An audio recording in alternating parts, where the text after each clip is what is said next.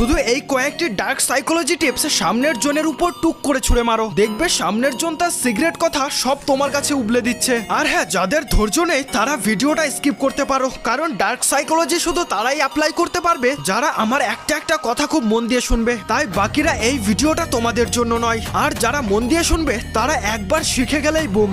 Number 1, কারোর কাছ থেকে যদি বড় কিছু জানতে চাও তাহলে তাকে একবারে সেটা জিজ্ঞাসা করার বদলে বরং সেই রিলেটেড ছোট ছোট প্রশ্ন তাকে করো এবং তোমার গোলের দিকে তুমি আস্তে আস্তে এগিয়ে যাও। এতে সে নিজের অজান্তেই তার প্রশ্নগুলির উত্তর দিয়ে দেবে আর তুমি সেখানে জিতে যাবে। নাম্বার 2, কারোর কাছ থেকে তার বিশেষ গোপন কিছু জানতে চাইলে সেই রিলেটেড কিছু মিথ্যা ভাবনা তার উপর চাপিয়ে দাও। যেমন উদাহরণস্বরূপ, তুমি কারো স্যালারি জানতে চাইলে তাকে তুমি বলতে পারো, শুনলাম নাকি তোমার স্যালারি 30,000-এর থেকে উপরে উঠবে না। এমনটা বলার পর সে নিজেকে সত্য প্রমাণ করতে চাইবে। এর তালে তালে সে নিজে না চাইতেও নিজেকে সত্য প্রমাণ করার জন্য তার মেন স্যালারিটা তোমাকে